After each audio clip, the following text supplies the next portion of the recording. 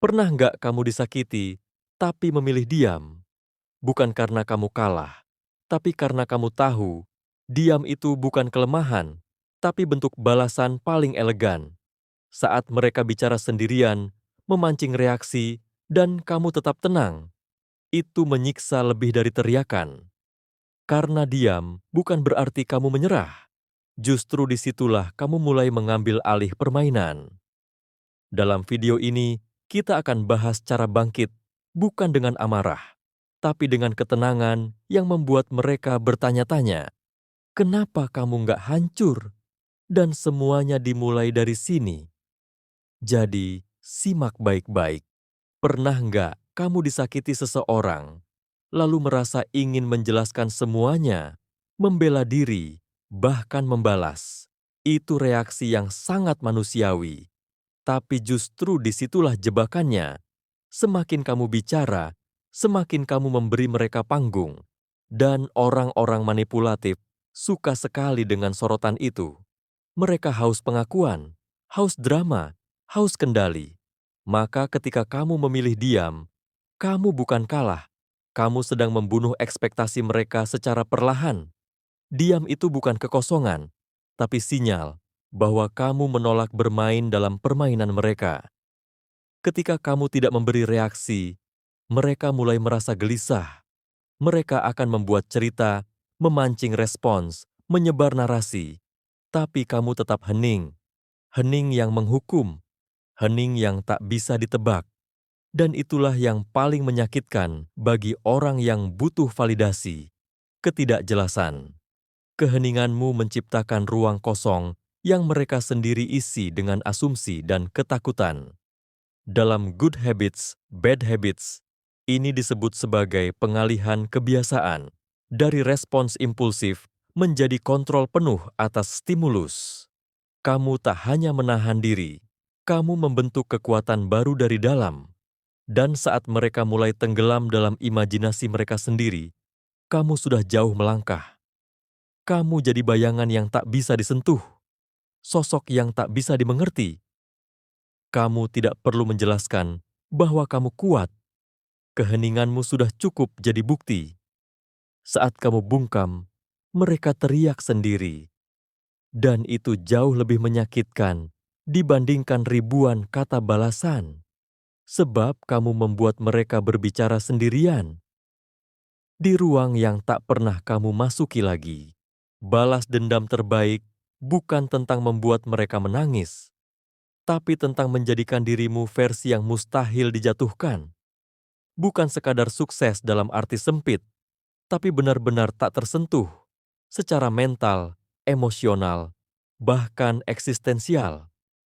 Orang yang pernah menyakitimu biasanya menginginkan satu hal, melihatmu hancur. Jadi saat kamu justru tumbuh, bangkit, dan melampaui ekspektasi mereka, kamu sedang menampar mereka dengan keberadaanmu yang baru. Bukan dengan tangan, tapi dengan level. Ini bukan tentang pamer pencapaian, bukan juga soal balas dendam lewat kekayaan atau popularitas kosong. Ini tentang kestabilan yang mengganggu. Ketika kamu tak lagi mudah tersulut, tak lagi membalas, dan bahkan tak menyebut nama mereka, kamu jadi entitas yang bikin mereka gelisah. Dalam The Psychology of Money, ketenangan adalah bentuk kekayaan tertinggi. Dan dalam konteks luka, ketenangan itu bisa jadi pukulan paling telak. Karena kamu sedang menunjukkan bahwa luka yang mereka buat bukan hanya gagal menghancurkanmu, ia justru jadi fondasi kekuatan barumu. Setiap langkahmu menuju versi yang lebih utuh, kamu sedang mengubur bayangan lama yang dulu mereka sakiti. Kamu tak perlu menjelaskan perubahanmu, biarkan hasilnya yang bicara. Mereka akan mencoba menyebar cerita lama tentangmu, berharap bisa menarikmu kembali ke versi terdahulu yang bisa mereka kendalikan. Tapi versi baru ini terlalu tinggi untuk dijangkau. Kamu tak lagi bagian dari narasi mereka. Kamu sedang menulis kisahmu sendiri di lembar yang tak mereka miliki. Dan disitulah kamu benar-benar menang. Ada kekuatan mengganggu yang lahir saat kamu bisa tertawa di tengah rasa sakit, bukan tawa sarkas, bukan pula pura-pura kuat, tapi tawa yang datang dari pemahaman mendalam bahwa penderitaanmu tak lagi punya kuasa. Ketika orang yang menyakitimu melihatmu tersenyum, tertawa, bahkan bercanda tentang luka yang mereka ciptakan, mereka mulai goyah. Karena yang mereka harapkan adalah kehancuranmu. Tapi kamu justru ngopi sambil santai. Seperti bilang, aku baik-baik saja, lebih dari yang kamu kira. Inilah bentuk kekuatan yang paling membingungkan saat kamu mentertawakan hal yang seharusnya menjatuhkanmu. Dalam ilmu kebiasaan dari good habits, bad habits, ini mirip dengan membentuk ulang makna dari stimulus. Rasa sakit tak lagi jadi ancaman, tapi jadi bahan bakar mental. Ketika kamu menjadikan luka sebagai lelucon pribadi, kamu bukan hanya menonaktifkan efeknya, tapi juga membuatnya tak bisa dipakai lagi untuk menyerangmu. Kamu mengambil alih cerita dan mengubah endingnya tanpa izin dari siapapun. Dan orang yang dulu pernah jadi pelaku, kini cuma jadi punchline.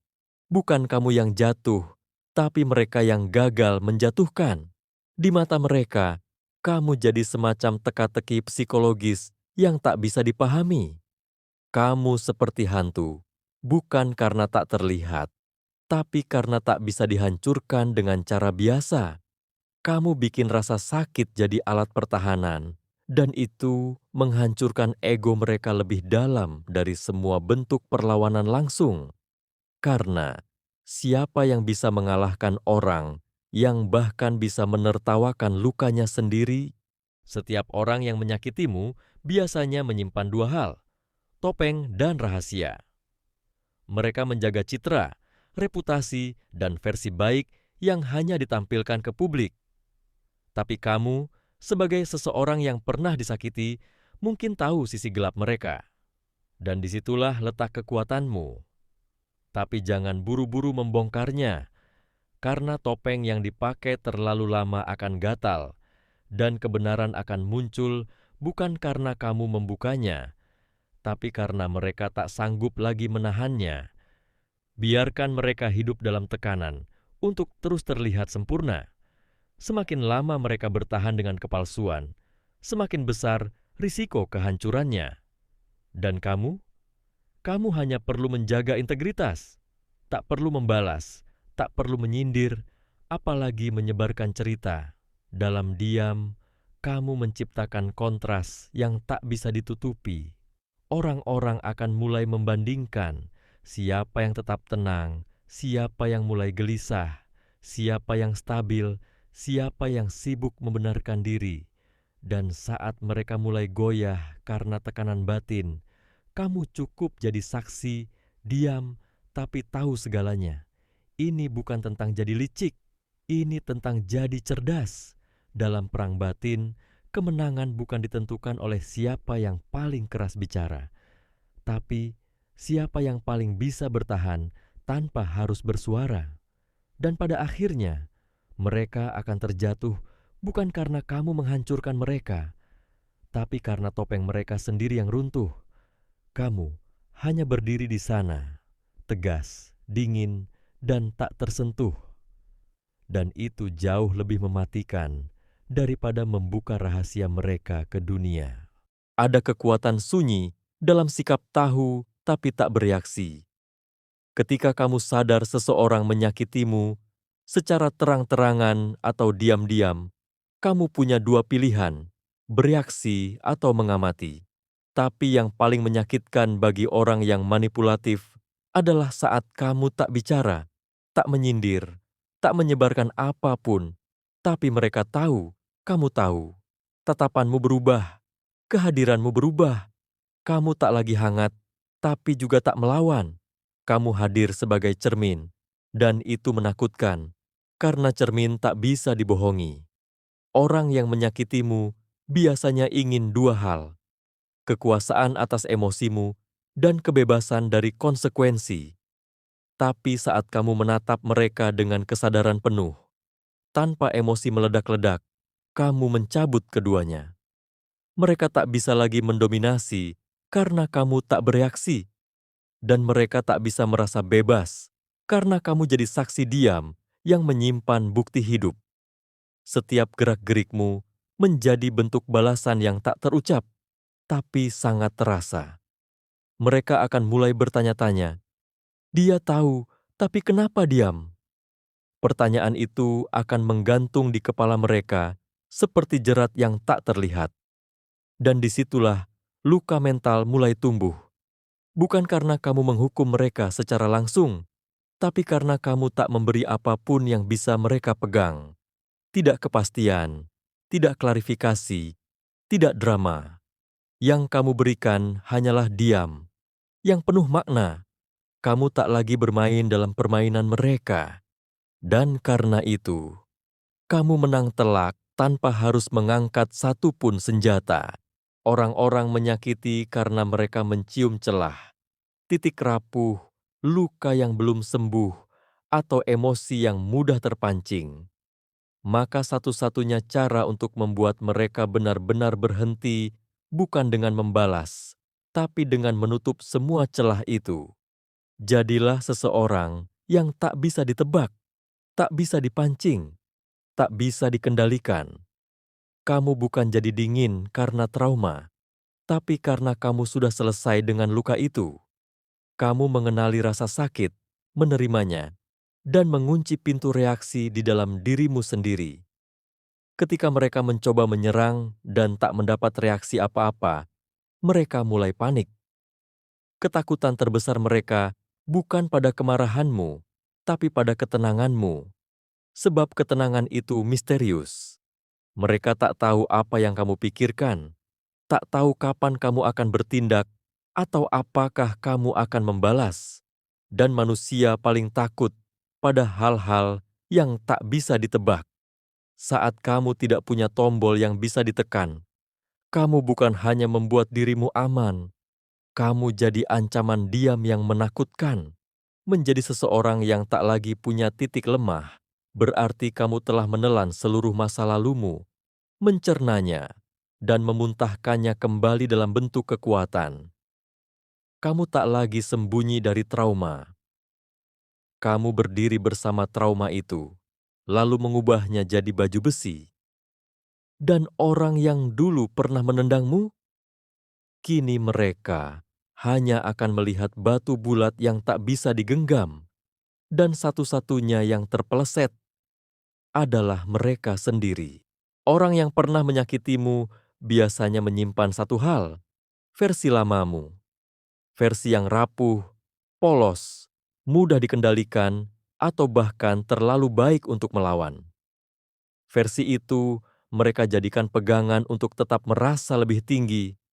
Tapi kamu bisa menghancurkan itu tanpa menyentuh mereka sedikit pun dengan menjadi seseorang yang tak lagi bisa mereka hubungkan dengan masa lalu. Kamu tak hanya berubah, kamu berevolusi.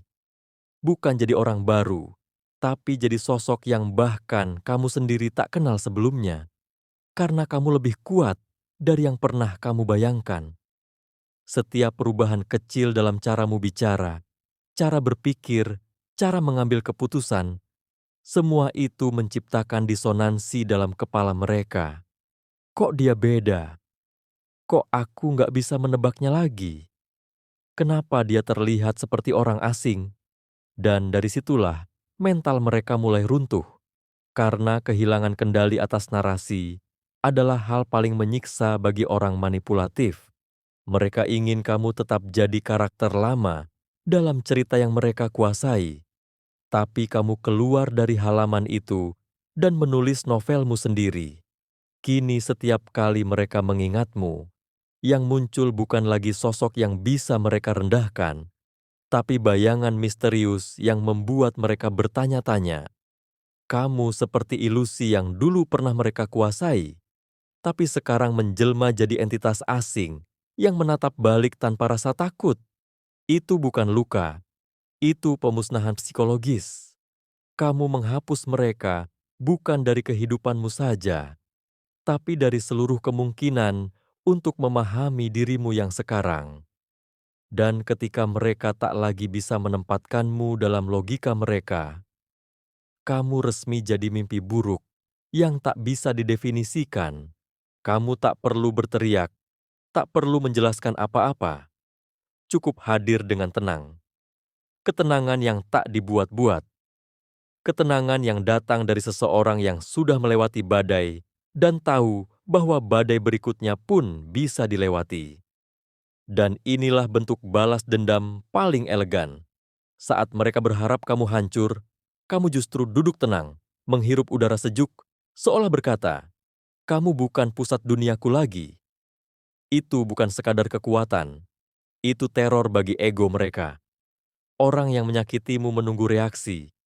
Mereka menunggu kamu bereaksi agar mereka merasa penting. Tapi saat kamu tetap stabil, kamu sedang menampar mereka dengan kenyataan bahwa mereka tak lagi punya kuasa atas dirimu. Ini bukan pamer keberhasilan. Ini tentang menciptakan atmosfer yang membuat siapapun yang berniat buruk merasa tidak relevan. Kamu tak sekadar kuat, kamu jadi terlalu dewasa untuk membuang energi pada kebodohan masa lalu. Dalam situasi seperti ini, keberadaanmu jadi simbol kebebasan. Kamu tak dikendalikan oleh masa lalu, oleh trauma, bahkan oleh rasa ingin membalas. Kamu tidak sekadar memaafkan, kamu melampaui. Dan orang yang menyakitimu akan terjebak di masa lalu, bertanya-tanya kenapa kamu tak terpancing, kenapa kamu tetap utuh, kenapa kamu bisa sebegitu tenangnya. Mereka akan sadar, kamu bukan korban, kamu adalah kebangkitan. Dan itu jauh lebih menyakitkan dari semua bentuk balasan yang bisa mereka bayangkan. Dalam perang emosi, bukan teriakan yang paling menakutkan, tapi ketenangan yang tak bisa ditebak. Dan ketika kamu memilih tidak bereaksi, tidak membalas, tidak menyampaikan apa-apa, kamu sedang membangun sebuah ruang ketidakpastian yang akan mereka huni sendiri. Mereka mulai bertanya-tanya, apa yang dia pikirkan? Apa dia akan membalas? Kenapa dia tidak marah? Dan semakin banyak pertanyaan itu muncul, semakin mereka terkoyak dari dalam. Ketidakpastian adalah virus bagi orang manipulatif, karena mereka hidup dari kontrol, dari narasi yang bisa mereka atur. Tapi ketika kamu jadi diam dan tak bisa diprediksi, kamu merampas senjata mereka satu persatu. Kamu bukan hanya menghukum mereka dengan kesabaranmu, tapi juga menyusup ke dalam kepala mereka sebagai bayangan yang tidak selesai. Dan kamu tak perlu melakukan apa-apa. Karena setiap detik kamu tidak menjelaskan diri, mereka akan mengarang sendiri cerita yang lebih menyesakan. Ini bukan soal jadi misterius demi terlihat keren. Ini soal membuat mereka paham bahwa kamu sudah bukan bagian dari permainan yang sama. Kamu berada di dimensi yang lebih tinggi, dimensi di mana mereka tak lagi bisa membaca langkahmu, menebak reaksimu, atau memanipulasimu. Dan saat seseorang tak bisa memahami apa yang kamu pikirkan, mereka akan takut. Takut kehilangan kontrol, takut akan balasan yang tak mereka ketahui bentuknya. Dan di sanalah kamu menang, dengan memberi mereka hadiah paling menyiksa, ketidakpastian abadi. Orang yang menyakitimu ingin kamu tetap jadi korban. Mereka ingin kamu terus membicarakan rasa sakit itu, terus mengingat kejadian itu, terus hidup dalam narasi yang mereka ciptakan. Tapi ketika kamu berhenti menyebut nama mereka, berhenti mengulang kisah luka, dan mulai membangun kehidupanmu tanpa satupun referensi pada masa lalu itu, kamu berubah. Kamu bukan lagi karakter dalam cerita mereka. Kamu jadi sosok asing yang hanya mereka dengar, tapi tak lagi mereka pahami. Seiring waktu, kamu tak hanya sembuh, kamu hilang dari medan tempur yang mereka harapkan. Kamu membiarkan mereka bertarung sendiri dengan ingatan yang tak lagi kamu beri ruang. Dan dalam ingatan mereka, kamu perlahan berubah menjadi mitos, sosok yang pernah mereka kenal, tapi kini tak lagi punya bentuk yang jelas. Mereka mulai membayangkanmu, menebak-nebakmu, tapi tak pernah bisa benar-benar tahu apa kamu masih peduli, apa kamu akan kembali, atau apa kamu sudah sepenuhnya melupakan mereka. Dan itulah titik akhir permainan ini. Kamu tak perlu membalas. Kamu tak perlu memperbaiki apapun. Kamu cukup menghilang dari peta emosional mereka dan muncul sebagai figur yang tak bisa disentuh. Mitos bukan hanya karena kamu luar biasa, tapi karena kamu tak lagi bisa dijangkau. Kamu jadi bayangan yang tak bisa dipaku, nama yang membuat dada sesak hanya karena mereka tahu kamu sudah selesai, dan mereka akan selamanya terjebak di cerita yang kamu tinggalkan tanpa penutup.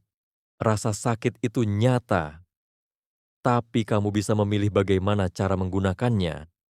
Banyak orang menjadikan luka sebagai peluru, ditembakkan balik ke orang yang menyakitinya. Tapi kamu bisa mengambil jalan yang lebih tinggi, menjadikannya bahan bakar. Kamu membiarkan rasa sakit membentuk, bukan menghancurkan. Bukan untuk membalas, tapi untuk membangun. Kamu pakai sakit itu sebagai dorongan untuk menjadi lebih disiplin, lebih sadar, lebih kuat. Seperti yang dijelaskan dalam The Psychology of Money, pengalaman buruk bisa menjadi aset paling berharga jika dikelola dengan bijak dan sadar. Alih-alih hidup dalam dendam, kamu menyalurkan emosimu ke hal yang produktif. Setiap kali kamu ingin menyerah, kamu ingat luka itu. Tapi bukan untuk kembali ke masa lalu, melainkan sebagai pengingat bahwa kamu sudah pernah jatuh dan sekarang waktunya bangkit. Luka itu bukan kutukan, ia bisa jadi motivasi. Dan kamu menyulap rasa kecewa menjadi pendorong untuk menjadi versi dirimu yang bahkan kamu sendiri tak duga sebelumnya. Kamu menyalakan mesin perubahan dari bara yang mereka tinggalkan. Ketika kamu berhasil membentuk sesuatu dari rasa sakit, kamu menciptakan prestasi yang tak bisa diperdebatkan. Kamu tidak menyakiti siapapun, tapi kamu membuat pencapaianmu berbicara. Dan orang yang pernah melukaimu akan melihat, bukan karena kamu menunjukkannya secara langsung, tapi karena takdir akan memaksa mereka menghadapinya. Mungkin dalam diam, mungkin dari kejauhan, tapi mereka akan sadar rasa sakit yang mereka beri tak menghancurkanmu. Justru menjadikanmu sesuatu yang lebih berbahaya dari balas dendam. Kamu berubah menjadi energi murni yang tak terbendung. Ada kemenangan yang tak perlu pertarungan. Bukan karena kamu takut berkonfrontasi, tapi karena kamu tahu pertarungan itu hanya buang waktu dan energi. Orang yang menyakitimu ingin kamu masuk ke arena mereka, bermain dalam emosi yang mereka kuasai. Tapi kamu menolak.